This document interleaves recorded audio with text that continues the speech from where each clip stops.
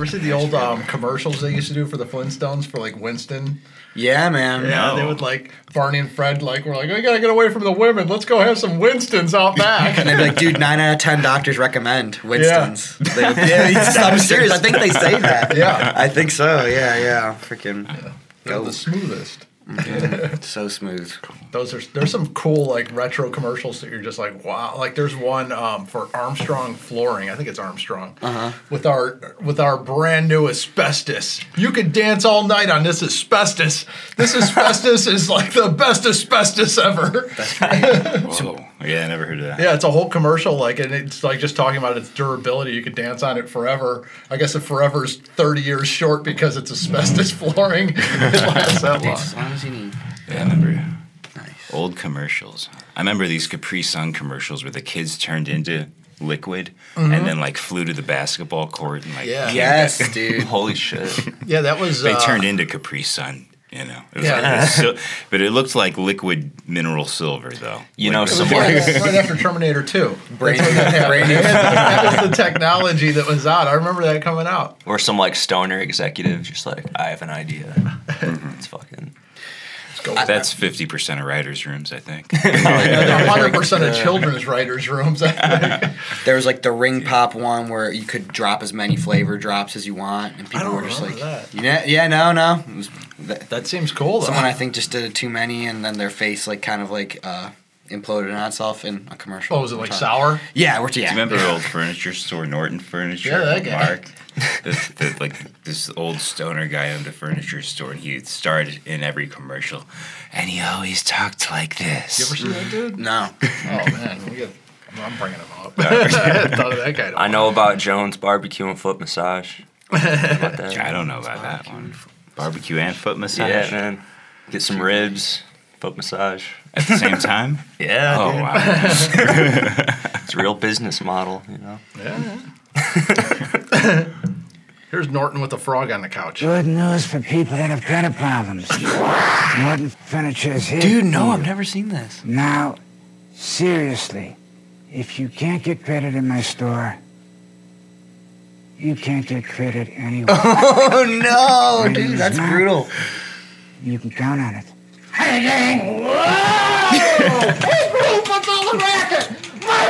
Listen, man, follow me. Dude, eat your heart out, Tim and Eric. And you guys that grew up on this guy. Eh? This is Cleveland, man. Wow. Dude, all I know is freaking Joe Ferment. Chevrolet. That's it. The best part of that is the extra few seconds that he paused before he like, It's in every commercial, No. too. my furniture. Anticipation. This is a music podcast. Is it? And yeah. And Oh, we're we started? sitting here with Grav. We're always recording when you're in this room. Gotcha, awesome. gotcha. What a start. We are here with I don't know when we're going to fade in. Yeah. Probably whatever's funniest, I guess. Yeah. I just go listen to the beginning and then just like, all right, there it is. Fine when we There start it being is. funny, so maybe 10 minutes from now. No. You never A few know. more, That's few the more shortest- PBRs and this puffs of this vape. Yeah, right. It's a 4-minute episode. Yeah, I'm glad we got Clay to make it this time. I know last Yeah. time it was everyone but, so it's unfortunate. I had COVID, so couldn't be here. Now we That can was have some why, real eh? fun. Holy moly. Yeah, we're back with Grav. Woohoo. Grav is back with us. Yeah. Grav is back in general. Grab his back. Yeah. You guys came right before your hiatus last time. It was like Basically, that show. Like, how y'all Oh, doing, man. Kaihaga-san? And we're going to take a break for a year later. Yeah, basically. Hey, you guys fucking kept going though. I love the. What episode are you at? Like 90? Not that high. No. I think you guys might be 60. I 60? think we're Somewhere right Oh. around 60. we're in the high 50s. I was probably seeing it upside down. Yeah. Yep. But we are at 100 subscribers on YouTube. I think 102 today. Oh, 100 subscribers. 102. That's a milestone. Yeah. Hell yeah. Nice. Yes. I meant to ask. So who did you guys do the theme? The music. The little bass. That was me. The what? Hell yeah, the bass intro. Oh, yeah. Yeah, it's all Chuck. Good shit. Good shit, I got a man. bunch of stuff that I was noodling around with, and I was like, that sounds like a podcast intro. Yeah. I think we talked about, like, asking someone to write something for us, and then just never did. Yeah. We talk about a lot of things that never happen. Yeah. You're musicians. Edits in these episodes. Oh yeah, cutting down some of the fat. We never do Yeah. that. We've only taken out incriminating things. Right. It's awesome. Gotta search for those. So Grav, you're back. We are. Cool. You've been playing a lot. When did you come back? We're in. We had a show February. in August. That Fairport Harbor was our first That's one right. back. I saw And you guys. Yeah, we got some pictures together. yeah. Oh hell yeah! Last time I saw you guys. Yeah, thanks for being there. And then I think we've done like 4 shows total since coming back. So Around that. It's been a soft re-entry. yeah, after that Delicate. after that August we Too came back easy. in like October or something. So, it's been fun. The last 2 weekends though, we had 2 like really good gigs. We did that Dead tribute at Brothers Lounge, which was awesome. We almost sold it out, and then last weekend we're at the House of Blues. So it's just nice. All 4 shows since we've came back have all been like solid gigs, So I heard that Allman's Brothers tribute is choice. they're amazing. Yeah, they're Right crazy. on. Oh yeah.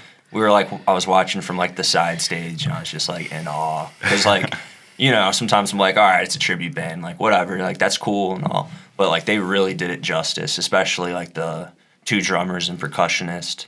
They just like had it figured out, Nice. Fred's a really good Quality guy. dudes. Cool. Yeah. You guys know Alfredo on bass? Yeah. Yeah, That's a dude. monster. I knew him because he was like rooming with my friend at Berklee College of Music. I met him like 20 years ago. Oh Okay. wow. Yeah, and I remember when he met him, he was just like, "Oh, you're from Willoughby? I'm from Chardon." Like Ohio guys going over there. It was- Nice. Hell yeah, Yeah. dude. I played this, like, we got that gig because I did this little fill-in thing for Sunshine Daydream, which is like a lot of the same members do a little Grateful Dead thing with Thor Platter. Thor couldn't make it, and like I subbed in for the one, and they had me. They were like, "Oh, dude, you guys should come back. If you're back, do the freaking Open for Revival." And yeah, dude, we practiced for that one show at Alfredo's house, and like his like wife brought us a board of like snacks and like little fillets of steak, like and like crackers and everything. It was crazy, and Cool. he's like, he has all his pedal boards out. He did it up for us. He's the best. Cool. Yeah, no, it was nice. Alfredo it starts with a G, right? Dude, I'm just making sure we're talking about the same guy. I think so. Well, how many Alfredo bass players are there in Cleveland? Right. I'm sure we're talking Probably about the same. Man, he could play too. Oh yeah. and sing too. So it's like, yeah, it's like, we're not coming here with like a lot necessarily to like talk about that we like are about to like say release or anything, but we're coming off of some pretty hot gigs. Like, Yeah. it's been good being back. Missed it way too much. Yeah, and we got some good ones coming up. Like just today, the Vibe and Color thing was announced at the Beachland. I think that's the 24th of March. I believe so. And then we have like 3 more in April. We're doing a 420 show to keep the Grav tradition going. Mm-hmm. And That's then right. We got an Earth Day gig. 22nd. On the 22nd, yep. So it'll be good. I'm really excited. Yeah, dude. You guys being more selective with the stuff as you're coming back into it? Yeah, definitely. I think that might have been what burned us out, is just saying yes to everything. So I think sparsing out the gigs a little bit and just like making each one more meaningful is going to be our business model moving forward, as well as playing nicer places. I don't know if we're going to go back to like the dive bar scene. I don't want to say we're not, but I feel like we're kind of past playing some of our old spots, so it's nice to move forward. We'll take it if the gig is, if the gig's gonna be a fun hang, we'll always go for it. I feel like, but Those 10 to 2 a.m. gigs though, shit Yeah. was rough. Yeah. A little more. Sure, yeah. And then, with Steve guys also are is lucky. playing with Rubik's now, and Oh, Josh yeah, with yeah. Leah, so we gotta also work around that. I'm in a lot of other bands too. But Yeah, so we kind of bounce. Though around that stuff. only Grav is the one where I'm the only drummer, so all my other groups have like a sub if I need one, so I could keep this being my priority. What are all your groups? I'm in a band called the Groovy Roots, Steely Dan tribute called the Dayglow Freaks, Did we see Groovy Roots? No, we had Noah in here with Land of Panda. Yep. Everybody's Okay. in everybody's band. Right. Yep. He plays bass in that. Akron We're going to end up having all of Groovy Roots in here without having a Groovy Roots episode. We'll just stitch it together. Yeah, they're fun, man. They're fun to play with. Hell yeah. I've seen them do their thing twice. I used to share a practice room with Kurt a long time ago. Oh, nice. Yeah. Yeah, Kurt's a nice guy. Oh, and then I'm playing with Liz Bullock and her. She's doing like an EP release show. Oh, cool. Her brother's coming up. So yes. yeah, it'll be We just fun. mentioned her last episode. We did a 1967 tribute show in 2017, like a 50-year anniversary thing, and she sang Respect with one of my old bands. Oh hell yeah, she kills those Aretha tunes. Oh, yeah. for sure. But yeah, She's got it's talent. fun. It's fun. Yeah. Who's all playing in that band? Which one? Liz's. Liz's, yeah. Joe. Bada on bass. Oh, really? Yep. Gavin Coe's Joe playing Boda, Boda. Joe as, Boda. as they say. I It took just me met a him while. yesterday. Dude, I accidentally called him Joe Bada about 3 or 4 times, and I feel terrible about it. But. Dude, he's good. Yeah, we had practice last Joe night. Gavin Coe's playing guitar. There's another guitarist. Can't remember his name right now. But yeah, it's a tight band. Cool. Nice. Her original songs are really good too. She's a great songwriter. I haven't heard any of her stuff, but we went to practice yesterday. I was like, damn, these songs have a lot of little intricacies about them. It makes it really exciting. So Cool. Is Yeah. that music out yet? No, it's getting released in March. Cool. I think the date is the 7th or something like that. Yeah, I think I saw a release something Yeah. about that. It's at Brothers Lounge. Yeah, it's gonna be fun. Cool. For sure. Lots of good stuff going forward. We'll find that balance, and we'll make it work. And we're gonna have fun doing it because we are a fun group of guys. That's what we want. That's what I want. That's what I really want everyone to know. Is we are people. We have fun. Obviously. We We, gather we- we all gather that just by seeing your show.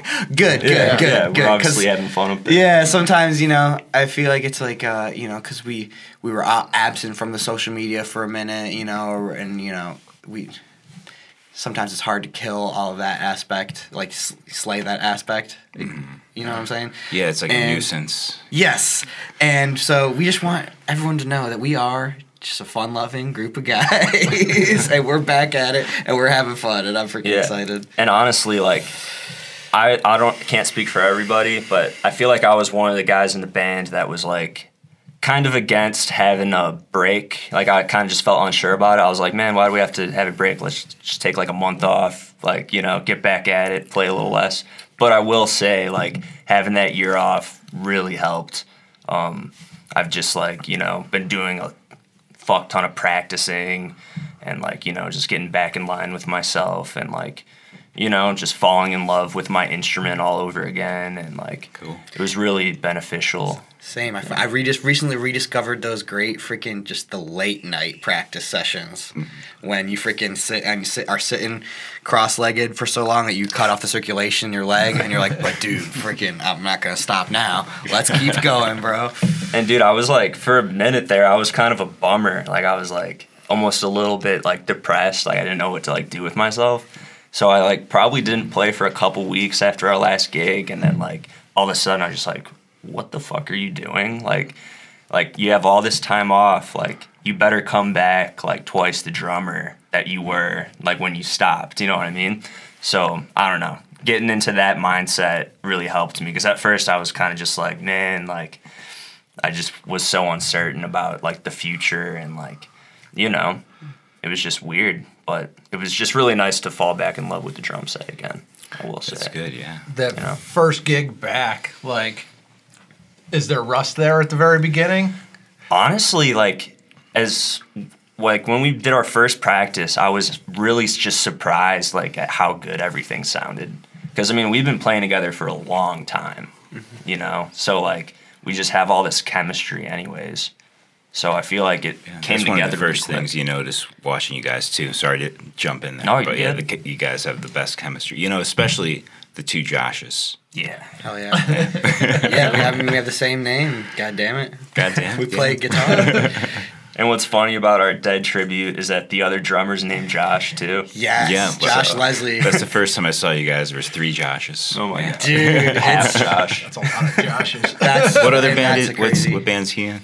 Land of Panda. He's not in that anymore. Oh, gotcha. But I think he's in a couple other projects. I can't remember what. He's like he's getting his master's degree right now, so he's doing a lot of teaching. He teaches like in a marching band and stuff. Nice. So he's just getting his A real job. yeah, his musical future. Like A real music job. Yeah, exactly. Yeah, serving the youth of America. Yeah, but like on like the knocking the rust off thing, I concur. It's like because it's like we all jam with like lots of people, but it's just is like it's like crazy how easy it goes with those guys. It's just like he's kind of like, of course sometimes it's like you're trying to like pick up the ball and then you accidentally kick it away and then you keep picking it up. But then when it's going, it's just like. It's like nothing else. And then Josh Leslie really kind of fits in with that, like, better than most. It's crazy. He's like, he kind of just fits right in that scene when we do those shows with him. Yeah. Mm-hmm. I would say he's like technically a way better drummer than me. He went to University of Hart in Hartford, Connecticut, which is like started by a legendary jazz saxophonist, Jackie McLean.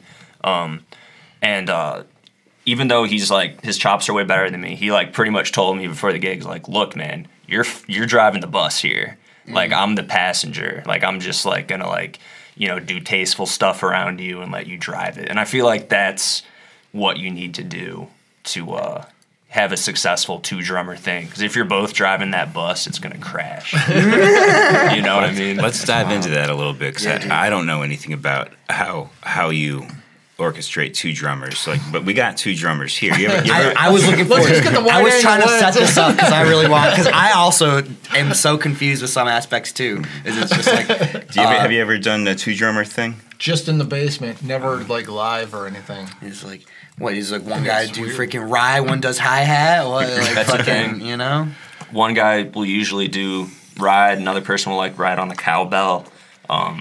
If one guy's hitting like the snare on the 2 and 4, another guy will like be on like a low tom or something. Just really fatten it up. Yeah, just make it thick and stuff. Certain songs, it's like easier to tell what Bill and Mickey are doing than others. Like for Samson and Delilah, Mickey does like a little tom fill, like almost the whole song, while Bill is just kind of like doing the backbeats and stuff. So it's really just about staying out of each other's way and like trusting one another. Are you guys both going the whole time, or sometimes the passenger drummer waiting to go? We'd both be going, but I would look over at Josh sometimes and notice that he's like playing a little more quiet or like just around what I'm playing. So if I'm like playing a fill at the end of each phrase or something, he'll like put one in slightly before and make it a thing. But yeah, it was fun, man. We had a really nice double drum solo. I was just about to ask about alternating stuff. crazy. We didn't rehearse at all either. Like we were just like, I was just like, "Do you want to go first?" And he was like, "Not really." And I was like, "All right, I'll just start." And then it just like opened up. This was the one at Brothers? Yeah. Cool. Is there footage we can find on that? There's a video on my Instagram. Oh, no. Which is pretty cool. Dang, I didn't know. It's not the whole thing. Unfortunately, I recorded the show and it cut out during the drums. But did we get some good parts at We least got of the the drums? battery or- in this camera, right? Yeah, It's we're plugged in. Oh, nice. We're plugged in. Cool. Yeah, I triple checked that now. We've had a couple where I did not plug it in, and the battery lasts for 3/4 of a podcast. It beeps though when it shuts off, which is nice. Yeah. Episode 60, whatever, you got to figure it out. Yeah. What's your Instagram so people can check that out? Just my name, Clay Craigo, ClayCraigo. You'll see me on there. My profile pic is me playing drums, obviously. So, do you have like some go-to drum solo stuff? Because like I've played in bands that don't have drum solos going on. So when people yell drum solo, I'm like, I don't know whether I can just go straight into bottom stuff, but I don't have a build-up. I don't have that kind of. I try not to structure. plan anything, but I will say I have like my favorite set of like rudiments and you know, I've been like studying like gospel chops, like Tony Royster Jr. shit. Yeah. And I've just been like pulling phrasing from him because I've always been the kind of drummer that's been like, all right, chops are cool, but you're getting paid to like serve the foundation and stuff. So like this whole break, I was like, all right, let's get our fucking chops together, dude. Like you need to like, you know how to like do these things musically and make them musical instead of just inserting a phrase that you learned on like YouTube or something like unmusically into the conversation. So I don't know, I just try to like make it as smooth as possible, and I do have my favorite things, but I try not to plan anything so that it's different every time, you know, because I don't want to like fall into patterns. I'd say the same thing goes for like Grav jamming too. Yeah. We try not to like do the same thing each time. Josh Bailey never plays the same guitar solo the same. You know, it's the jam band thing, I guess. Yeah. But And I will to what you're saying about pre-preparing stuff. Like I will this. Here's a dirty secret. Like yeah, I'll come to practices sometimes being like, yeah, you know, I worked on like this like thing to try. I'm gonna try to see if we can change keys by doing this thing, or like try this out. Okay, that really did not work. All right, I will not do that, especially in that way ever again. All right, cool, whatever. You know, and then there's good stuff to have as fallbacks for sure. Oh yeah, But exactly. Yeah, when something theoretically doesn't make sense, you can't just give up on it. yeah, right. there's a famous yeah. Miles Davis quote. I think he said it to Coltrane. He was like, yeah, like practice your shit, but when you go on stage, forget it all and just fucking play. You know what I mean? Hell yeah, man. So I try to remember that. Yeah, I think I live by that without ever putting into those words, but that is perfect. And you know, he said it all like Miles, like just fucking play, man. But Because it can be so stressful, you know. But. yeah, you don't want to put all this pressure on something just because it's a thing you learned, you know. That's what I think is it's the double-edged sword of like playing so improvisation based. Is it's like you never get bored because you're always doing different stuff every time. But there is that pressure of just like it's like you don't have like a solid like pre-prepared solo you can fall back on. You don't have a solid just like arrangement of everything. It's like you have to be on your A game, and you can not have the right energy and the show will suck. And it's like that sucks, but it's like so worth it for like those moments when it's just freaking is like I thought about it today actually. All right, you want to hear a great analogy? I think it's great. All right, it's like dude, freaking jamming. It's like shoveling snow. When like sometimes you've been shoveling for like a while, and it's just like you're in there, you're sweating, you're getting at it, but then when you hit like it's like. And you it locks up, and there's a huge chunk of snow, and you got it, and it's all like together in one thing, and it's like bigger than the surface area of the thing, and you're like, oh shit, yeah, baby, and it's like I have control of this, and it's so brief. The moment is fleeting, but had it long enough to get out of there, and we took out a big surface area, you know. That was my It's school. like freaking. When you get that big piece of snow. I thought you were going to go into the Mike Tyson thing where you're like, like, we don't know how it's going to go. We're going into all this. It's like everybody's got a plan until they get punched in the mouth. That makes sense too. Well, when you play it, like when you have a show that sucks because of those reasons, I feel like you don't get that acknowledgement from your fans unless they've seen you like 50 times. That's true. And so like by time 50 you're like, oh yeah, that like it's been 50 different times, but they kind of fucked up that one. It takes like even for a fan, it takes a while to like know when you're fucking up as a jam band. Right. That's True. And whenever I record every Grav show, like almost everyone has audio. So on some of the ones where I thought maybe we played like shit, I'll listen back to it and I was like, man, like this is pretty good. Like why, maybe I was just in a shitty mindset, or maybe I don't know. I think didn't Jerry say something like that? Like he like threw Phil Lesh down a flight of stairs or something. He was talking also specifically about he hated the show that they used for the Skull and Roses live album. He walked out. He's like, that was terrible. And they listened, then they released it. Like they're like, oh, that's actually freaking that's amazing. A killer live album. I just got that on vinyl a couple weeks ago. Actually, Nice. Yeah, big other one on there.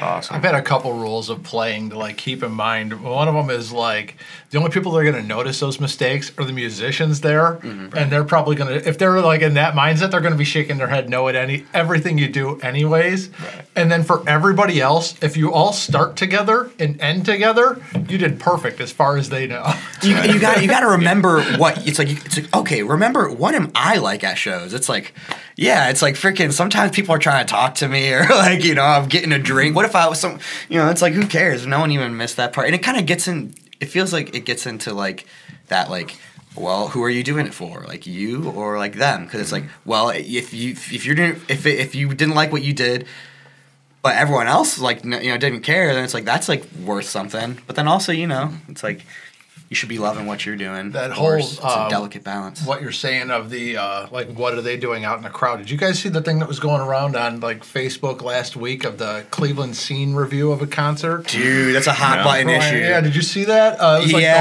whole, I did you see that comment section? Which one? So I'm going to try and find it right now. Wait, was it the talking? Yes, it was about like she put on a great show for those Linda that paid Ronstadt? attention. It wasn't Linda Ronstadt. I don't know her name. I don't know her Bonnie name either. Raitt. I feel No, it was at the Agora. Yeah, it was an like, Agora show. Oh yeah. Singer-songwriter. It was a indie folk person, I believe. But Okay, she had a name like that, yeah, she was like, Here it is. but I had never heard of her. a first name and a last name. Cleveland crowd doesn't shut up long enough to listen to powerful Angel Olsen concert at the Agora. Right. Man, that shit bothers me so much too. Like I'm a big Fish guy. I've almost been to 50 shows now. And I can't stand when I just like look around and everyone's like talking the whole time. Yeah. Like, man, we paid $60-something. Like, let's. Dude, I was listen catching here. some of that at Humphreys last week. Oh no! Unfortunately, It's a problem in the jam band scene. Yeah, you know? the bigger problem for me as a fan is there's too many people to spend the whole time watching and like zero time dancing. Mm-hmm. I understand like it's a sight to see, you know, but like get your whole body into it. Yeah. I feel it. Yeah, I unfortunately dance like I have a stick up my ass. Like I don't think like my legs move. Oh, it doesn't but matter it's like how you I'll dance. rock. Yeah, I'm a head back and bobber. forth. Yeah. You No know. head bobbing. Just watching. Oh. I don't think Yeah, drummers right, can right. dance, man. I don't. Can you I dance? can't. Like No, I I've actually heard that like that be said before. Al Di Meola said it actually. He said it's because like musicians like we feel time with our hands or like our upper body. That's what we keep our time with. So it's like when everyone else is like, you know, we don't feel it in our lower section. We're just like, well, You check just out got to move it to your hips mentally. check out the Yeah. music video for "Hot for Teacher" from Van Halen. Oh, yeah. Okay. One of my all-time Haven't checked favorite it out in a videos. minute. But there's a couple like dance scenes in there, and Alex is just way the fuck off from everybody else. Like I'm like, well, he's laying the foundation for this entire song that's mind blowing. Meanwhile, his kick drum pattern on that song is insane. Yeah. His feet are doing and crazy then shit. a famous drummer, Phil Collins, once said, "I can't dance." Yeah. That one song. Good song. Yeah. So we got our streak to 5 episodes in a row mentioning Van Halen. Let's Yes, cheers let's to keep that. it going. Guys, fuck yeah. Thank you so much for having us. Yeah, absolutely. Oh, thanks for coming. Appreciate it. I like having bands back now that were not as terrible as we used to be. Oh, right. As terrible of a podcast. Yeah. Like, That was bad. I listened to it today, actually, at work. Oh, yeah? Yeah, I never listened to it, so I was like... It was a good time. If you never Yeah, checked, dude. talked about... We had like, stuff to talk about. We had just recorded. check the out album, so- episode 2 of this podcast, number 2. That's I right. believe Number that with 2. these guys. Yeah. Oh, yeah, they were like, we were just coming out of COVID. They were my favorite Cleveland band at the time. Like, get you in right now. Come on. at the time now, huh? Yeah. Well, It's a lot of good talent. they stepped back for a year. I forgot about them. And this is, and it's, dude, and it's like, I honestly, oh my god, I'll be honest, I had such like FOMO for a minute because it's like, I feel like as soon as we stopped playing, it's like a lot of bands started kicking ass, and like new ones, like all of a sudden, you guys know Jeff Malashak? Yeah. All of a sudden, I never met that dude until Yeah. we stopped playing, and it's all of a sudden he's like playing, and he's in this band and that band. I'm like, like, we just freaking missed you. He was the keys player 2 weeks ago at the Dead gig. Yeah, He yeah, killed With you it. guys? yeah. Nice. He was playing with us on Oh, yeah, that. he can It pick was- up on everything. Yeah. So I talented. invited him up to our open jam one time. I only had like 30 minutes to play.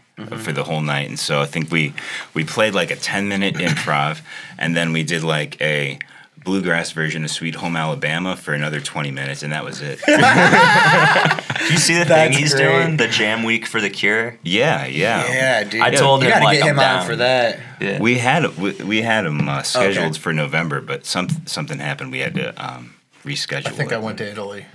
No. It was on the other end. Yeah, he canceled it. Yeah.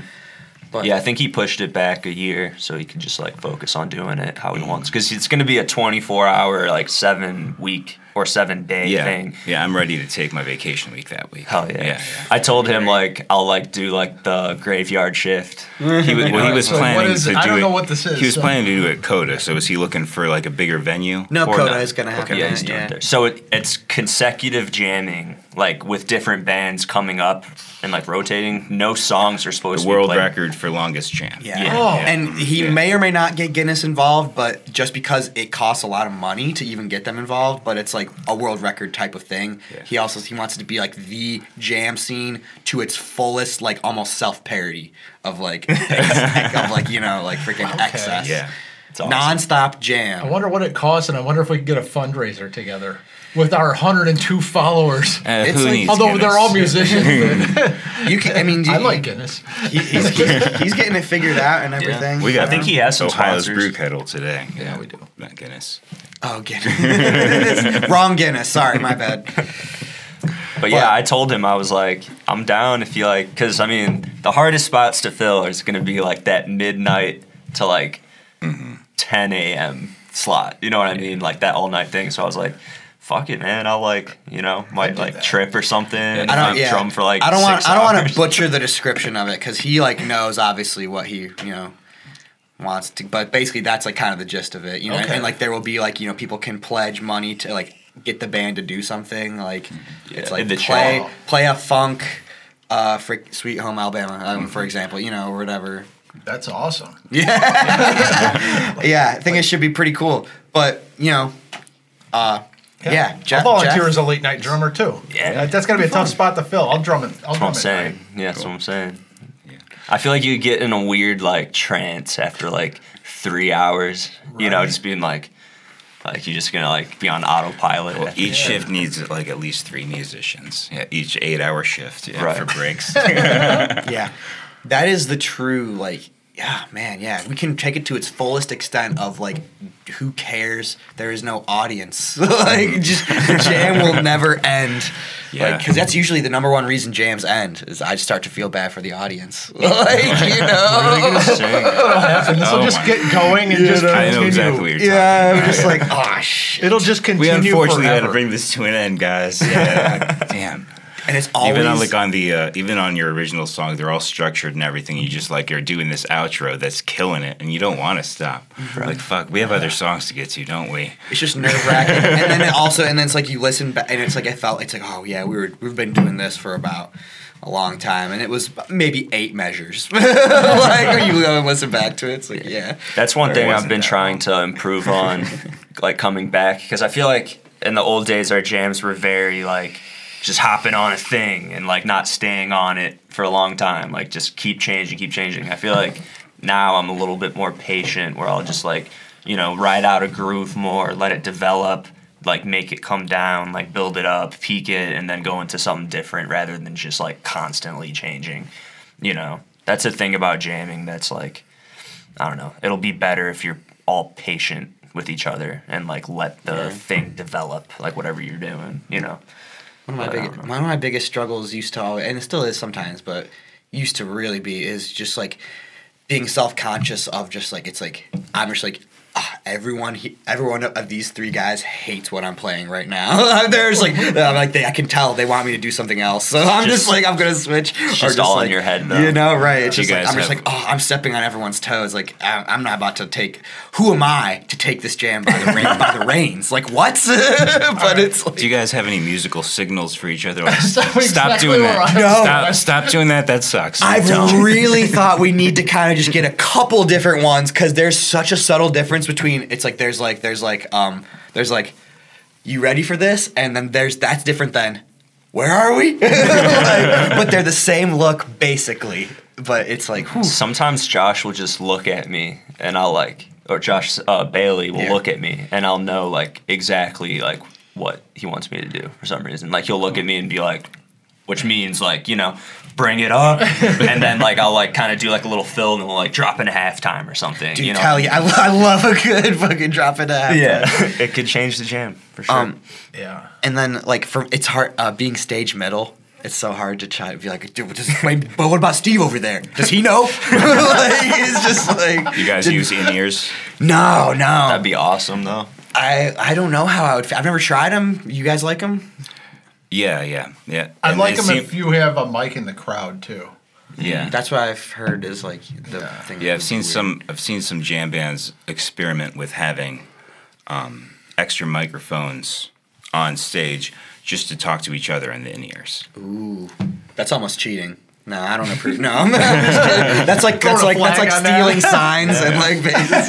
Well, I first saw Twiddle do it at a Beachland show, and I just saw a little bit of Humphreys doing it. They're doing that, okay? Because have you seen? I saw them do this. I didn't see them do it last year, and I wasn't here at this year's show, unfortunately. But when you were at that one show in like 2015, The one with Joshua Redman. yes, dude.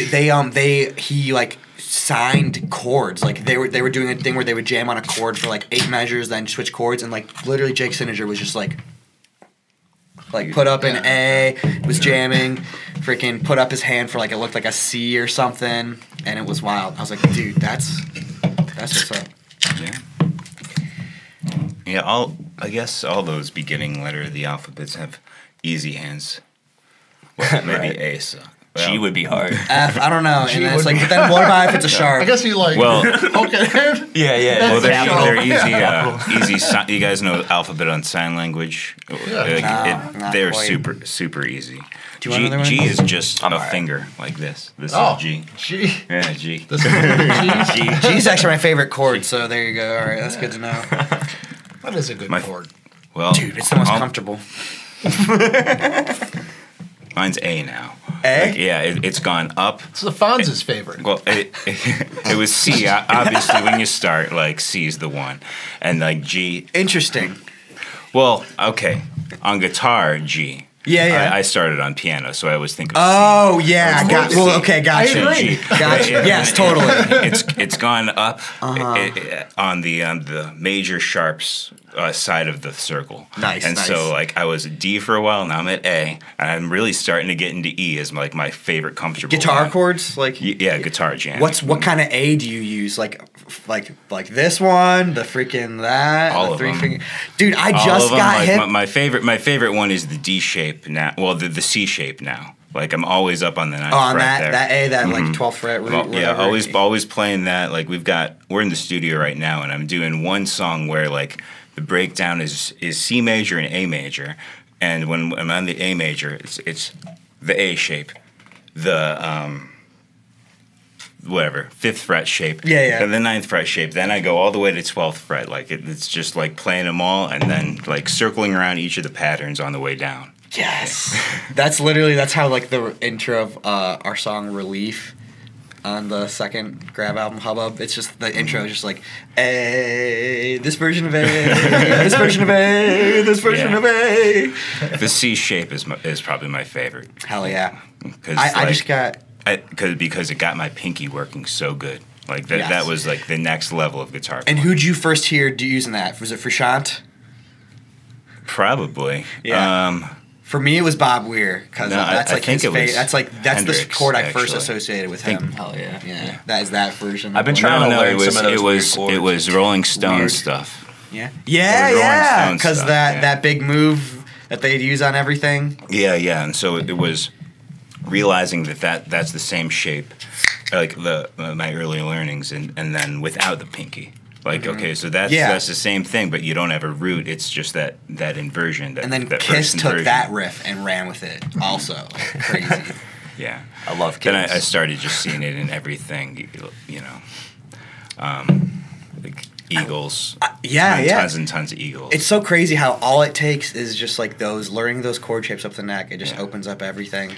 I love those breakthrough moments because they come fewer and farther between as you get better at your instrument. You know, when you first start, it's just this like every like month you're like ascend like to say in level 3, you know, but then as you really plateau. But dude, when you freaking just like open up the whole fretboard, you're just like, I've been trying to learn that shit because obviously drums is like my primary instrument, but I do write lyrics for Grav, so I've been just like trying to learn more different chords, like, you know, all the weird variations so that I could be a better songwriter, you know, because I mean drums is great, but you can't really like put something together on drums that everyone's gonna be like, okay, you know.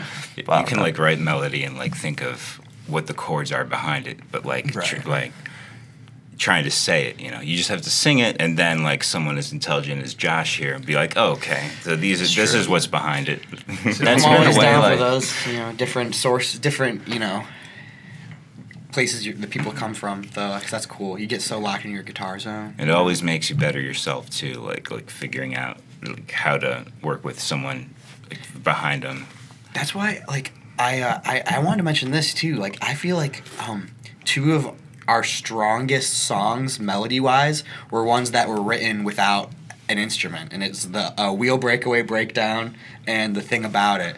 Because like they were the Wheel Breakaway, we had like been messing around with that, a chord progression for like a while and tried it in a different key and everything.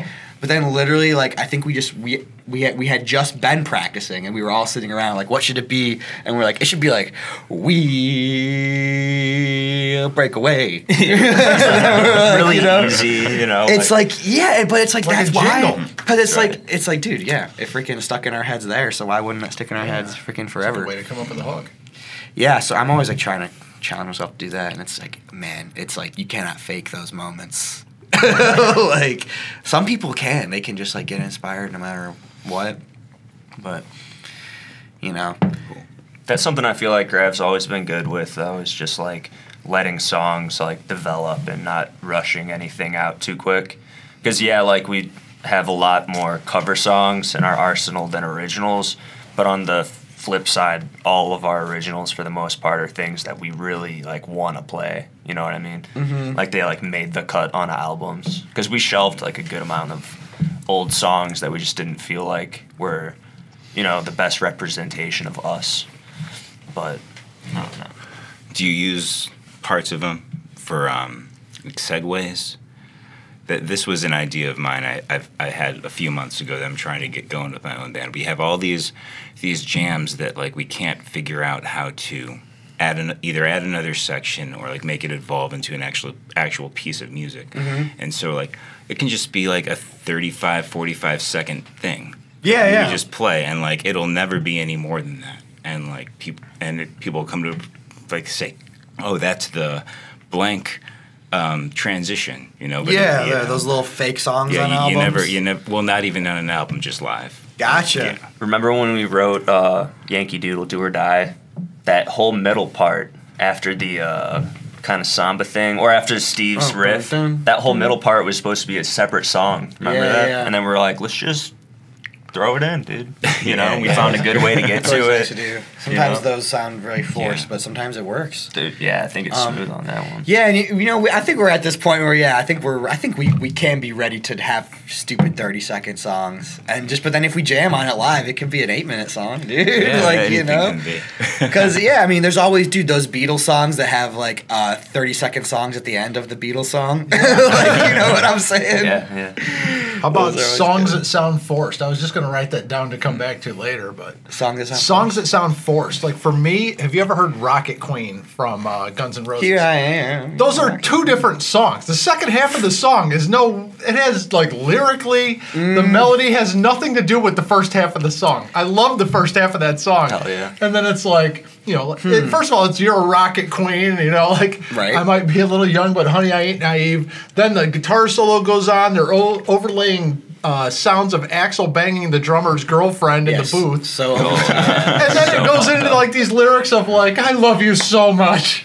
You're the best thing that's ever happened." And I'm like, where the hell? How did we get here? I think that in Layla by Derek and the Dominoes, how it transitions into that second part could have been better. It kind of just all of a sudden it's there. Yeah. I'm not saying it's bad, but I'm saying that they left something on the table. Yeah, you know, and okay, whatever. They're cutting tape. Mm-hmm. It's like hard, you know, I'm sure. To me, you know what is so shitty to say because it was a so expensive song to make and is a masterpiece is the hard cut in Good Vibrations when it like it's like they're in like the like whatever zone they're in and it all of a sudden cuts to that just one organ. Yeah. It's such a hard cut. I always feel like the same way about that. With me, I feel like it's bridges tend to be a lot at times feel forced and I'm just like I feel like this is just like how to write a song. Have a bridge, like you know, it's like they're different. Like AI did it. You know, I'm just gonna say it. It's like I love a good bridge, you know, but it's like I hate a lot of bridges. Like it's just is like this is weird. You just have to have it. Get me back into one. There's also some second verses that they just crammed the lyrics in there. Dude, you're attacking me. Actually, amazing. I take offense to that. The listener was supposed to just guess that was Grav. Yeah, right. It was heavily. No, like amazing first verse, and then like it's so good that you can't really top it or continue, so you just like throw a second verse. So there was some bands in like the Britpop wave of like the mid '90s that they would do the first killer verse, killer chorus, and then second verse is just the first verse again. Yeah. Yeah, the same one. Yeah, right. Or they'll have it shortened. Like that was a lot. You know, the second verse is like this length. Yeah. Second half verse of is it always, before and right into the pre-chorus. People don't want this again. You know what comes to mind for me, which is a great song. Ohio, CSNY. Really? What's the bridge? What do you same mean the bridge? verses, both Oh, times. same verses. Yeah. Right. You know, it's cool. A great song. Not saying I could have done anything better. Blitzkrieg Bop is the same verse and chorus 3 times. That's right. Sun's Gonna Rise by Citizen Cope. You guys know that tune? Mm-mm. All right. Never mind. Oh, sorry. Yeah, 3 verses of the same lyrics. And, yeah. Well, it's better than, you know, dude. Okay, are you guys Beato fans? Rick Beato? Oh, yeah. Yeah. On YouTube. We've talked about it. He's like my fucking idol. I was in the same room as him twice. I want his at signature the Rock guitar. Hall. Yeah, his signature guitar is awesome. And I didn't have the guts to fucking say anything. I was like, oh my god. I was like, we all your friends watch your videos every day. But anyway, he coined the term forgettable verse syndrome. Which is like, at least it's like, you know, maybe songs when the second verse is just the same as the first verse. It's better than, you know, there's all those songs where you're just like, people's like, oh, you don't know this? And you're like, I don't think so. And you play it and you're like, yeah, I don't know this. And then it gets to the chorus, you're like, oh, I do. Because the verse is just, no one cares about their verses sometimes. If they got that, like, happening chorus. I was just watching Rick Beato talking with Sting, and they were talking about choruses that are just one line over and over, but just a little bit different. Like, let it be. Yeah. Just let it be. Let it be. Well, dude, That's a refrain, technically, in like the That's song. what that means? In the song writing dictionary, I think. Yeah. I thought refrain was like a coda. What about Urban Holy Dictionary? shit. No, coda is a different ending to something revisited. Yeah. And and Zeppelin's a worst refrain album. is when like it's true. It's verse, and then the same tagline at the end. Like can be known as a refrain. That's like great. a verse refrain song. Well, Sting wrote one of the coolest freaking of singing the same line over and over. I can't stand losing you. Yeah. That rips. You ever heard the song Tequila? I was waiting for you to say like the rest of the song title. And the look on her face is like, yeah, motherfucker. Dude, They just say the same word like 5 times. That's all. Dude, freaking. That's funny. They just put out the Police greatest hits. They just re-released in spatial audio. So if you happen to have No good kidding. headphones, I listened to it yesterday cleaning up the house. Fantastic. Dude, you guys dig the Fantastic. Police? All 3 of you guys? Yeah. Stuart Copeland, man. Yes. Crazy. Love Dude, that's a story of going out on top. Yeah, man. Holy crap. So epic. And then hearing him in Oysterhead, just in a completely different... Stuart Copeland? Yeah, Yeah. completely different context, you know? Right. It's just, like, so interesting. He's such a good drummer. Well, even if you check out any of the Police songs live, he does different fills all over the place. He's so busy Yeah. on everything. He's a fan of the hi-hat. You know, he's like doing a lot of things on the high. He's not always laying down backbeats. I saw a great freaking YouTube comment of a Police live video, and it said like Stuart Copeland looks like he's literally about to jump up from behind the drum set and murder you with his sticks, but he's gonna murder you with a traditional grip.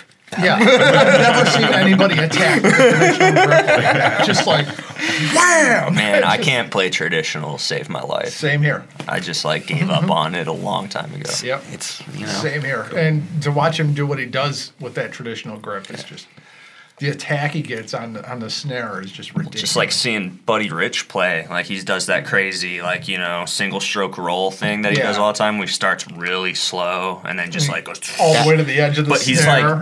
But he goes between all of his fingers, so he'll go middle, ring, pinky, and he'll like play singles like, you know, and like use each one as the rebound. He runs the stick in between each finger while he's doing these rolls that are blazingly fast. Well, That's how he does it. I'm gonna have to see what you're talking. Yeah, me It's too. it's something else. That dude hates tradition. I mean, sorry, match grip. Yeah. He's like, this is bullshit. He hates enough stuff to be in a Beastie Boys song about hating stuff. Right? I'm Buddy Rich when I fly off the handle. You guys ever see that YouTube video? Oh, it's like audio from a tour bus, and he's yelling at his band. It is the best. He's like, "You guys are a bunch of fucking amateurs." Buddy Yeah. Rich. Oh yeah. He just flips out like he was just. I guess he was an ass. Well, he was raised as a show drummer since he was a kid. Yeah. He was what Styx the Wonder Kid. I think was his. Yeah. Was he like performing Sticks in the Wonder circus? Kid. Dude, Yeah. he would literally. I have nothing but respect for Buddy Rich. However, You better talk shit. yeah, why would you ever bill yourself as the best drummer in the world? That's just like a very, I don't know. So many drummers do different things. I think it's just a little pompous to be like, yeah, like I'm Buddy Rich, I'm the best in the world. Like it's just like I don't know, man. Yeah. Like there's a lot of people that do different things. Like When it look comes at to art, Elvin and Tony art, Williams. you can't say the best for like anything. Yeah, I'm the it's best like- at what I do. Yeah. You can be the best. Yeah, right. I feel like it. I mean, you know, it's like I feel like people that go to a Buddy Rich show know his personality and they know how over the top he is. I wish I could have won. Right. Well, but you know what I mean. It's like part of his ego is like why he's so crazy and like mysterious and like interesting. That's right, and it probably has a lot to do with the kind of drum solos he takes, because he's just such a freak of nature, you know. Like no one that like if you don't have an ego, you're not gonna be able to play such a balls out. Do you think solo. Buddy Rich referred to himself in the third person? Yes. Yeah. I think 100%. Yes. If your name was Buddy Rich, like you definitely would. Probably. Yeah. That's probably not his real name. You don't think so? It sounds like a whatever the word is, synonym. Pseudonym? Because I was watching. You guys ever seen Hail Hail Rock and Roll or any scenes from it? Yeah. It's that movie with Chuck Berry, Keith Richards, Eric Clapton. I've never seen the movie, but I've seen parts on YouTube. And Chuck, you know, basically Keith Richards says, you know, it was kind of a bummer because he found out Chuck Berry was a total dick, his like hero, and in that like he's giving this engineer a bunch of shit for adjusting his amp, and he's like, if I want my if Chuck Berry says his amp that way, that's the way Chuck Berry wants to sound, and it's just like, dude, once you call yourself by the third person, it's like There's no turn. Next thing you know, there's no you're turning saying back. "eat my fart," right? Yeah. I was just thinking about that part from the Ray Flanagan episode. He just told us there was some like crazy Chuck Berry, eat my fart. Yeah. Yeah, I've heard about that actually. Buddy Rich's name is Bernard Rich. Okay. Buddy was his nickname, so that's close enough. I'll Yeah, give it that's to him. close That's his enough. name. Hey, yeah. The Rich is a sick last name. Yeah. Yeah. Dude, it's crazy that Jimi Hendrix was just named Jimi Hendrix, and like, there's regular people just named Hendrix. I think that's the craziest, most psychedelic name. I was gonna in name my existence. dog Hendrix, but Yeah, dude. Brianna put the axe on that one. We named him Leo. Yeah. My dog's named Leo? Yeah. Nice. My dog's That named works. Layla. Layla. I almost brought it up when you brought up the Clapton okay. song. But Yeah. It's a sweet song. yeah, It's awesome. I love that I outro love too. it. Yeah. I do. You're right though. Could go into it a little bit better. Yeah. Either a better pivot point or make it two different songs like that. There's It's good enough to be its there's own a lot song. of work. There's a lot of room for great melody in that. You know, to sing over. You know. I was listening to a bunch of live Hendrix. We flew out to Hawaii, so I downloaded a bunch of live albums. And there's Jimi Hendrix Experience Winterland Live, and they took all of his Winterland shows and combined them together into one Yeah, thing, man. damn. I've seen that. Oh, it's ridiculous. That's awesome. And then, like, the only downfall on it, the bummer for me was when he's like, happy 1970, like, this is going to be the best year ever. And you're like, Fuck Jimmy. Did you know he was supposed to make an album with Miles Davis? Really? Yeah, they were like, I think he was supposed to be on something big, like the tribute to. He was going to be on a lot of big. He was only famous for like 3.5 years. Yeah. You know, Dude. and So like, sad. poof.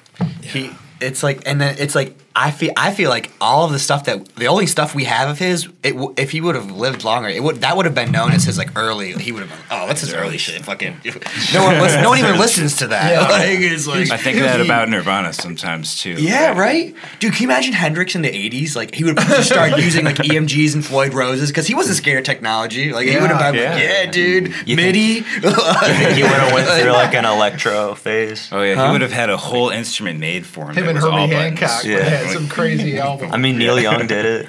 Reactor, that album. I never heard Is that the one with Rough the album. crazy, the futuristic like car on it? No, I'm thinking of It's just noise. Trans. The whole I'm thing's thinking noise. of Trans. Oh yeah, that By one's Neil crazy Young. too.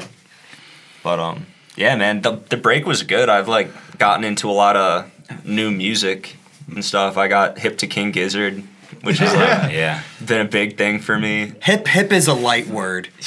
23 albums hip. Don't you own all of them on vinyl now? Yes. They have Yeah. 23 already. In Damn, 10 man. years. Yeah, 2012, so 11. But Yeah. Wow. Wow. no, it's cool. That whole psych rock scene's a really happening thing with like, younger music lovers. So I just love that shit. And I've been getting into like the OCs too, which is a huge influence on them. And it's just like cool to be just Is it the listening letter to O shit. and the letter C? no. OCS it started as, and then it went into the OCs, so OH and then Cs. SEES. Yep. Yeah. It did start as OCS, I've though. seen that. That's funny. But yeah, they're awesome. Dude, he got into them, and then it's like, I had heard about them forever, Like Yeah. When you see that name on a lineup, that's hard to get out of your head. Yeah, right? And like I heard every once in a while, but I was like, yeah, it's like, maybe it'll find me someday. And then like Clay started showing me some stuff, and I'm like, yeah, it's cool, it's cool. They've been showing up on my YouTube feed more and more. Then one day, it's just because they have My so much. They have Spotify so much mixes. stuff. It just takes the right one. He just like put on this one record. We were hanging, and at one point he went to go fill up like some water or something, and I'm like on my own for this one song, and it was Satan Speeds Up off of the album I'm in Your Mind Fuzz, and I was like, that's it. I'm sold. Next thing I know, dude, like the next month, I had a mustache and was tucking in my shirt into my pants, which is exactly what everyone in that band does. That's like their like style. I was like, dude, freaking, this is the best, because they like they super feed their audience. If you like it, here's a What bunch. are give us give us 3 albums that like a first timer should like dive into. Nonagon Infinity, Polygon Dwanaland. One of my favorites is Sketches of Brunswick East. That's one of the more jazzy ones, but I think that Mind Fuzz album got him hip, so I mean that might be the one. Yeah, we're talking about King Gizzard and Lizard King. Lizard Wizard. Yeah. Dude, they made a post like 2 days ago about the origins of the name. They were like, yeah, they said like we had like, I think they said like psychedelic influence one night and like thought of the name and then it stuck and now like we're regretting it ever since. It's just so funny, They got me so hyped on like. Wait, sorry. So they thought up the name, but because it's crazy words together. Sounded and funny. And they're fucking Australian. So if you say that with that accent, it makes it that much more ridiculous. In their native tongue, it's King Gizzard and the Lizard Wizard. So whack. Yeah, so whack. They got me so hyped on like writing and recording, because they just write so much. And like I saw this Anthony Fantano interview with the main guy. He says literally just the way they do it is it's like every record just starts with like someone in the band has a song that has a certain personality. If the song is a thrash metal song, then they will write a whole album around that. If the song is an acoustic song, then they wrote a whole album around it. If it's like a certain thing, and then then it's like, dude, I needed to hear that so much, because he was just like, if every record I made, I was thinking like, is this better than our last one? Is this like the best thing I can do? Like I would just not be able to make anything. All that he has to ask himself is, does this fit the theme? Like if so, then yeah, like put it on. And they call all their records time capsules. It's like that's when we thought we were jazz fusion for a second. That's when we thought we could be prog for a second. And they killed the prog, But Cool. Which one's their prog? That was fantastic. Polygon to Wanaland. So it's like I'll start with that Ridiculous. one. it's so good, dude. They it's So like, many time you'll signatures. catch yourself. I was trying to Looking for count it right them, now. some of the signatures, and I had to give up because I think it's more like happens- polyrhythms. That than happens to me weird. with Tool. Is it more Yeah. intricate than Tool? No. Okay. I would say because the polyrhythms fuck with me because it's like I'm True. trying to count one of the parts, but it's not like one part is like really it. It's like all of So them. you have to kinda, think big picture. Then. Yeah. I think I'm just talking from a drummer's standpoint, though. 'Cause Danny Yeah, Carey's Danny just- Carey's Right, Well, Danny Carey, yeah. that's the I will perspective say I was though, talking about. is that like their use of time signatures, it's so smooth that you almost don't realize like, It's the oh, I'm best. listening to some in 5/4. Like, Are we on Tool now? oh, I'm talking They- Giz or still. No, Giz. and they okay. do love Tool though. They cite them as a huge Yeah, influence. for sure. I just watched a video yesterday that was like the best of the reaction videos to watching or listening to Tool the Pot. It was fantastic. It was just a bunch of people like just minds blown over and over and over as the song went What's on. that Tool song with the Fibonacci sequence? That is the I learned that on drums what's it called during the It's break. Black Yeah. and white are all I All I see Yeah. in my infancy. infancy. What is it freaking called? Dude, I was so Lateralis. Lateralis. I was so bored during the break Oh, that I was don't. I was live streaming myself playing drums in my basement on Reddit. They had like a thing called RPAN. Yeah. And I had like Oh, a yeah. virtual tip jar going. I was making some money. It was cool, but I Really? Yeah, kept somebody told us about that on this podcast. yeah. What's his name? Unk D. Oh yeah. But yeah, I kept getting Tool requests, and I'm just like, I never thought I really was a fan. I mean, I didn't hate their music, but it just didn't resonate with me. So I learned that one just so I could like have one ready, and I was like, damn, Yeah. this shit's hard. Their This is music like- makes me think they know something we don't know, but they don't know they don't know how to tell us, and so they're trying to tell us through this music, and we still can't get it. That main And part. they're like, that's unfortunate. Yeah. One day. It's not. You can't put it into words. Wow. That main They were part though visited is by like aliens or something. fucking Yeah. 9/8, Makes sense to me. 5/8, and then 3/8. So it's like a Fibonacci sequence. You know, it doubles itself. Yep. All right. So you say you're a huge Kiss fan. Yes. Yeah, dude. First You have- band I saw. Everyone, Do you have- everyone in Grav loves Do you have Kiss. more trouble? I have so much trouble trying to recreate Peter Criss. Really? Dude. Compared to like doing Danny Carey, I have an easier time doing Danny Carey than Peter Criss. It feels like a stiff, like it's one of these type Right. of things. So it's that for our listening audience. Yeah. It's very Yeah, on top of the beat. yeah. Yeah, I feel it. I have no drummer that I have more trouble trying to recreate than Peter Criss. His drum soloing's so funny too. It's like very arena rock drum solo. I feel like he calls it paved the way. tribal. What tribe is that? What tribe do they have in New Jersey? Right. I'm an amateur drummer myself, and I will agree with that. He has like I don't know what it's like his touch on the hi hat. It's like open, it's dirty, it's washy, and it's like not tick, tick, not tick, not on tick, a tick, grid, tick, yeah, tick, but tick, not tick. on a grid. But yeah, it's like it is a head. Yeah, it's so good. I don't know. I It's think of just something weird like playing his stuff. Like It is weird. and especially if you come from something that swings and then go to a Kiss song, or if you go to an AC/DC song off of something that really swings, you're like, I can't do this right now. And how about all those moments when he just like has his like really simple parts, like in something like I don't know, Strutter? like Getaway. Yeah, that's great. Or something like Getaway when he just hitting like his bowl sticks on one drum, like I get dun dun. Baby say go, baby say no. It's like, dude, that he just is freaking.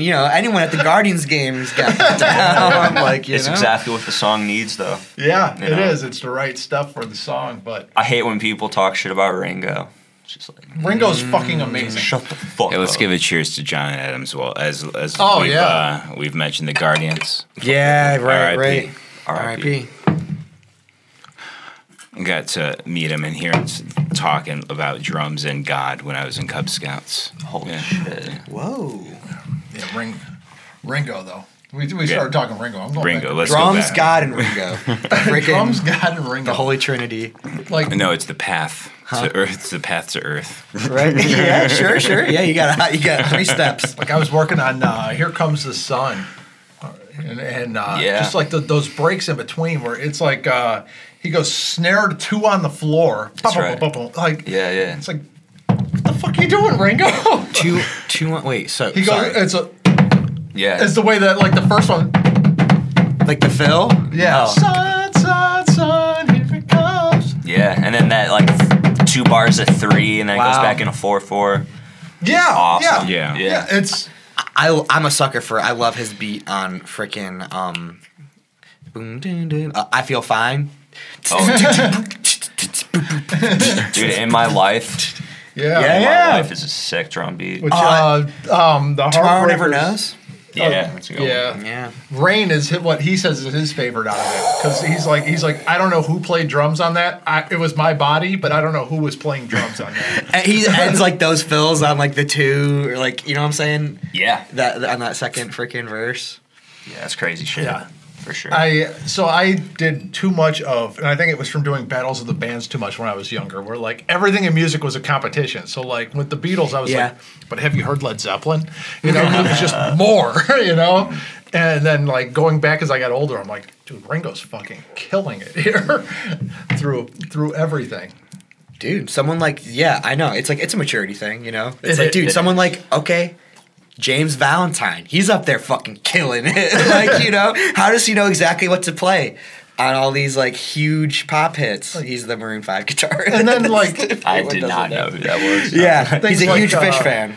like Oh, yeah. Yeah. act Go ahead. naturally. Like I knew his that. hi hat is going a billion miles an hour through that whole I song. knew that Like, one. Like Songs About Jane was one of my huge like influences into like becoming a better guitar player. That whole album. Dude, like freaking the parts on that, you know, they're perfect. Oh yeah, yeah. Say what you want about Maroon 5. That first album, I thought they came out as like a funk rock band. And the second one too. I feel like if you put I didn't know that. if you showed someone songs on the first 2 albums, and if it was a different singer, because you can tell who it is, Yeah. and you were like, "This is Jamiroquai," people would be like, "I love this new Jamiroquai song." Like, and it'd just be like, "Psych, that's Maroon 5, nerd."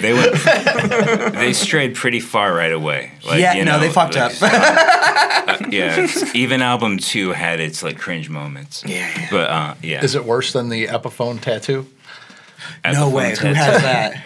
Doesn't Oh yeah, he has like a tattoo of a Les Paul headstock Of an Epiphone but logo. it's with an Epiphone logo. That's so weird because he actually is really I think good he has at guitar a too. I think he has Oh, a yeah, he signature slays it. Epiphone. Yeah, that makes sense. Yeah, that's too bad. I hate Dude, the they Epiphone probably headstock. paid him like $100,000 to do it.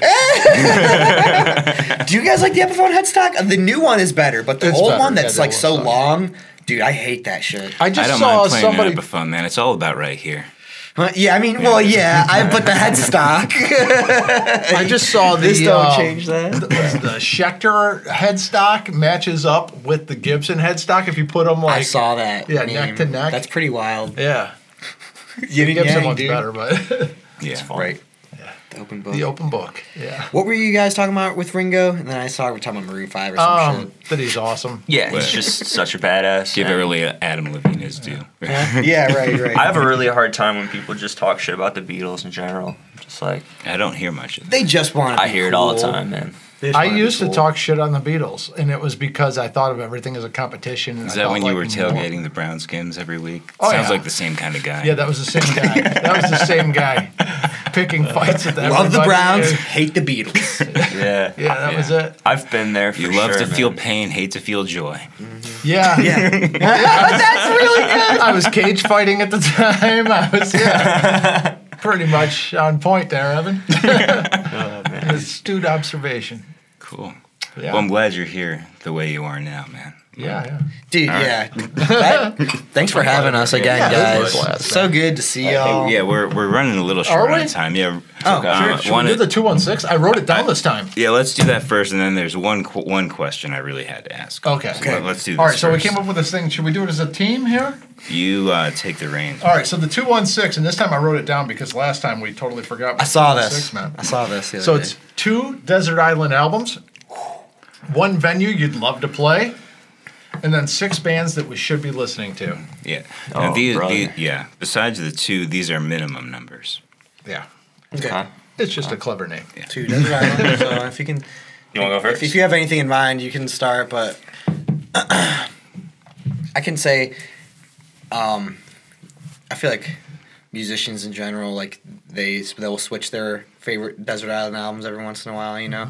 So I can give mine right now, and one of them will be Pet Sounds, because I just discovered recently this freaking version of it on Spotify that has also just the instrumental tracks, and just listening to the instrumental tracks of it, like I could listen to just that and be like fine, and it's like there's so much to unpack there, and the freaking the vocals on.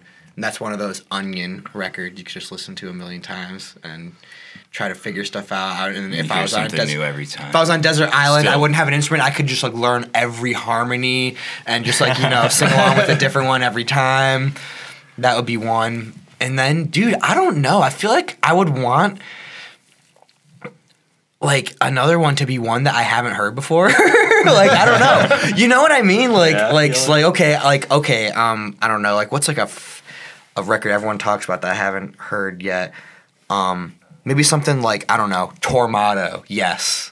If it sucks, then I'm in pain. But it's like, if it's like new stuff, like I was like, like hell yeah, dude, freaking new Yes that I haven't heard before. Like let's go, let's learn this thing. I'm gonna go with The Lamb Lies Down on Broadway by Genesis. Ooh, nice. It's long as hell, so you're good like an hour. Maybe I could finally like figure out the story exactly. If you have the vinyl, you can read it. Yeah, that's right. I've read it, but it doesn't help that much. Peter Gabriel's just I had to hit up Wikipedia crazy. And also talk to Mike Avedini a bunch about it. Hell yeah. And then I would say Miles Davis, because Tony Williams drumming on that is like so inspirational. But yeah, that's my two. What's the second question again? Second one is one venue you guys would love to play at. I'm just going to say it. Blossom. Will never happen probably, but I'm just going to say it because I love that place so much. Yeah, Blossom's one of those that's like it's like, yeah. But I don't know, maybe the Capitol Theater would be sick. Somewhere really historic, Yeah, dude, I'll one-up you and say the Garden, of course. But like, it's like weird. Like the Blossom would like mean more than the Garden in a different way. Yeah, that's it's kind of it's interesting. Lots of steps to the Garden, though. Yeah. Lots. Yeah, I don't think I'm. Yeah, Red Rocks is on the way to the Garden. Yeah. Of course. Yeah, plenty of time before we get there, so we can. And then 6 bands we should be listening to. Cleveland or otherwise. I'm just going to say it, King Gizzard. Best band doing it right now. And the Lizard Wizard. You go. I don't know. Okay. Dude, I'll hit you with freaking one. Baked Shrimp. You guys heard of those guys? Yeah? I haven't heard them, but I've seen their name like on great places. That want to know why? Because they don't fucking quit. They are the hardest working people I've ever met. Like we played this gig with them years ago, and freaking it was like a Tuesday. I don't know. It was a weekday. Not a lot of people showed up. They couldn't have cared less. They're from New York. They were touring. Was that Winchester? No, this was at. We did 5 one at Lounge. Winchester too. Yes, but this was at 5 o'clock Lounge. Yeah, that was the first one. And they blew the freaking roof off the place, like just like ferocious jamming. And like the 5 people that were there were just like, what? They didn't give a fuck. And then we brought them back next time, and it was also on a weekday, and we couldn't get anyone to come. And I feel so bad. And they came back again recently, and we were not active.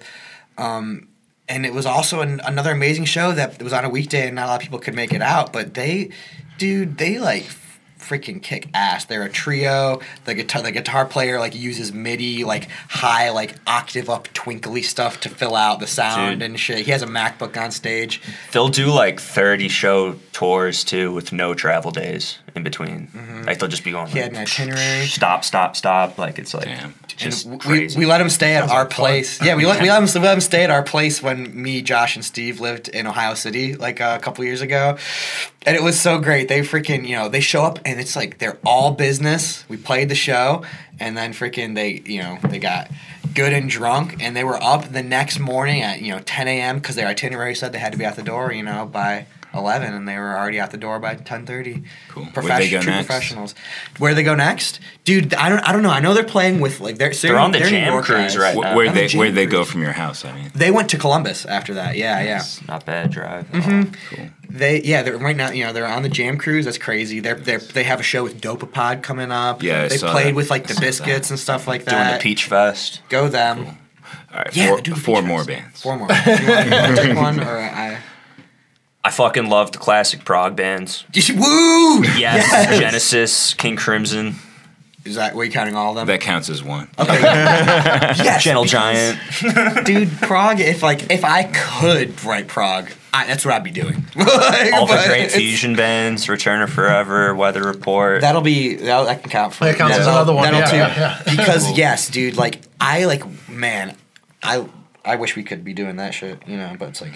We could implement things. And that's something that also Do like, it. and that's something that also I think is doable because it's like just all it takes is like a couple like melodic ideas and then like it's just like do big. Oh shit! 2 more. Sorry. get Okay. it. Two more. Flip over a drum.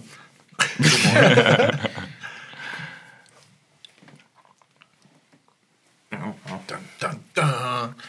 Van Halen. Yeah, Van Halen, Kiss. We haven't talked about them enough. Dude, freaking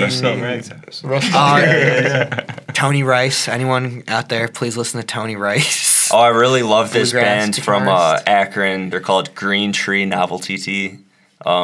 It's a duo actually. It's guitarist Corey Heron. He works for Earthquaker and he's a killer. And then he just plays with a drummer and they like face each other and it's awesome. Nice. But yeah, We'll see you soon. Yeah. He's draining the lizard wizard.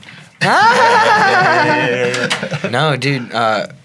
Yeah, good call. Shout out to some local bros. Our pal Steve Smith plays with Rubik's Groove, and they're of course killing it. Fantastic. All the time. I mean, everyone knows. Oh, dude, are you allowed to say it? No, yeah, okay, never mind. Can you say after? Yeah. All right. I'll Yeah, say yeah. what's up. I just don't want to leak any info. Yeah, you don't want this to be like the place. Yeah, dude. I also saw the jam band Cycles. Have you heard of them? Mm-mm. They opened for Dopapod, and so that's the only reason I saw them. I caught the end of it, and they are also another jam band trio, Berkeley guys, and they rip. And I followed them, and then the next day I saw that they posted the set list, and they covered Scapegoat Blues, which is that crazy Jimmy Herring song that's Yeah. at 6'4". Yeah, that that like we shit's tried. crazy. We were all like obsessed Is with it back in the spelled day. normal? Cycles? Like Yes, Cycle. Okay. SCY. Yeah. Cycles is great. Just found them out recently. That's fun. All right. Well, we normally close with the question, and I know Evan's going to have one more, so I'll do this got one before more, the yeah, closer. So I'll do the closer first. So, one either TV or movie recommendation or YouTube channel that we should be checking out. Okay.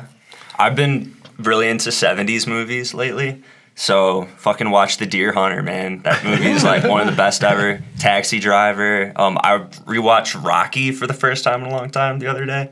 And I was like, damn, this is better than I Rocky makes remember. me cry. The fight scenes are so bad, but I don't give a fuck. They got the sound effect of 70s car doors slamming every time somebody gets punched. Dude, I started working out again because I was Nice. hyped on Rocky. Oh hell yeah, dude! Rocky has an effect on people, dude. Those montages, man, they do it. The one when he's in Russia.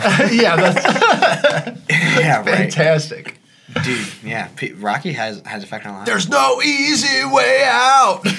And then wait, Living in never mind. America. I was about to sing a song from Scarface instead.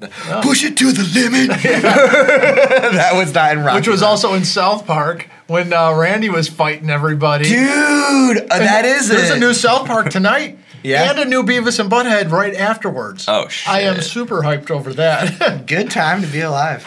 That's epic. Yeah. Oh, did I say anything? Oh No, yeah, yeah, I guess. yours. Dude, my movie recommendation. I just saw Annihilation recently. That was a really good one. The freaking sci-fi movie with Natalie Portman came out Okay. in 2018. Turns out no one really went to go see it, but it's a real heady cosmic horror thing. Where did you find it Annihilation. at? I had heard about it. I had heard Yeah. it's one of the few big screen adaptations of like something that is like has the same feeling of like H.P. Lovecraft and stuff like that. Just like that really that the thing that is so scary about it is that you just don't understand anything about it. That sort of like really crazy shit. So that's one. YouTube channels, dude. Rick Beato. I honestly feel like he's like out there like doing a sincere like good for humanity.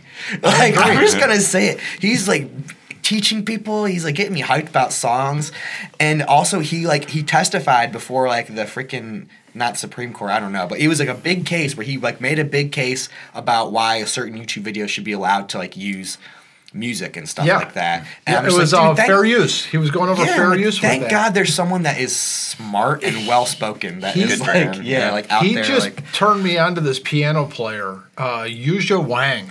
Yeah, I didn't see that video yet, but I saw the thumbnail. You can't see her hands move. Mm-hmm. It's that fast, and it's relaxed. Like her arms are totally relaxed, and her hands are moving too fast to see. Mm-hmm. Wow! And she's bouncing back and forth between octaves with the left hand and crossing over with the right while this is going on. That's absolutely insane, man. Rick has good taste. Yeah. He put up a video like, you got to see this piano player. I'm like, all right, well, I got to see this piano player. So go him. He's fun. Yeah. Cool. All right. Thank you guys for having us. Well, you got your question you wanted to ask, right? Didn't you want? My you said movie you wanted to, no, you recommendation? wanted to ask something. You're like, I got a question to ask, but we can go to the 216. Oh, well. Then you had to pee. Well, while we're on movies, I want to tell everybody if you're into scary movies and you haven't seen some of the classics, you can just forget about Hellraiser. It's not very good at all. It made me like throw up in my mouth. Yeah, you know. Steve might have some beef with you about that. That's one of Steve's Steve likes that one, but people are blinded by nostalgia sometimes. I didn't hate it, you know, but like I just remember it is weird. The movie box, like back in the days of going to like Blockbuster and stuff, with Pinhead on there. Oh yeah. Yeah. Well, it makes it seem like the whole thing is about that guy with the pins in his head. Like Pinhead. he's the Michael Myers or whatever it is of the movie, but I think he's got about 5 minutes of screen time. Really? Oh really? Yeah. I've never seen it. I haven't either. Yeah. Well, I know there's tons of sequels too, so maybe they do. It's more a great Motorhead song though, Hellraiser. And, sounds Ozzy more did that, like too. a Motorhead song. Yeah. That's badass. I listened or a bumper sticker. I listened to some live Motorhead on that trip too, and live Thin Lizzy. There's a Thin Lizzy album that's fantastic. That's cool. Freaking live. We can forget about my question. Yeah. Mind if I plug some dates? Yeah, Go for it. All right. You guys say what you need to say. So next Grav gig is Vibe and Color, March 24th, and then March 24th. we'll be at the Winchester on April 8th. Cool. With Chewy Center, and then we'll be at Beachland Ballroom on 420, and then we'll be at Brothers Lounge on Earth Day 422. Nice. So come check us out. Cool. Happy to be back. Vibe and Color. It was just announced today, right? That's right. I didn't see that announcement. Who else are they bringing in for that? I know know Uncty's yet. there. Oh, nice. He's gonna do a set with Michael Miller, which is gonna be awesome. Cool. Yeah. They did that last year too. Oh, hell yeah. I forget who the headliner is, but go look at it because I know it's one, and then Vibe and Direct is playing too. Yeah, I actually haven't seen the post. Yeah, so I don't Yeah, know. me either. Yeah, no, it'll be cool. Well- Go check out the flyer. It's on Facebook. You'll see it around. But But let's get it on the episode. While you're looking that up, I'll just say thanks. I don't Leslie have any CLE, perception on Basement Trader, Jason Myers, Roots of AmericanMusic.org, Enlightenment Event Lighting, and Jones Drones CLE.com for helping us put this podcast on. Yeah. And Unrefined CLE. Yeah, and your sister just got engaged, huh? One of my sisters just got engaged. My other sister, the one that owns Unrefined, is having a baby next month. Micah James. Wow, you got quite the family happening. I've got 4 sisters. Yeah. Yeah. so the other headliner is Emancipator, Oh, sweet. Beaker, Camel Butter, Camel Butter again. All right. bring that Cardio, Grello, Rockside, and Uncty will all be Nice. there, and Grav. Cool, March 24th. Yeah, Yeah, that flyer usually in the first weekend of February, moving it to March this year. Hell yeah. The flyer was all over my feed today. Oh, It's gonna be a good see. time. Good to see. Yeah. Fuck yeah. the Ohio Dream Fest one was on my feed like the last couple weeks as they did that one. Yeah. All right. Cool. Thank you guys. Oh, you're welcome. Yeah, Hey. thanks for coming in. All right, Grav again. Yeah, dude. Fuck Part yeah. 2. Yeah. Appreciate it. back. Good to be back. Our pleasure, man. Well, for Cuyahoga Sound Podcast, I'm Evan. I'm Chuck. Peace.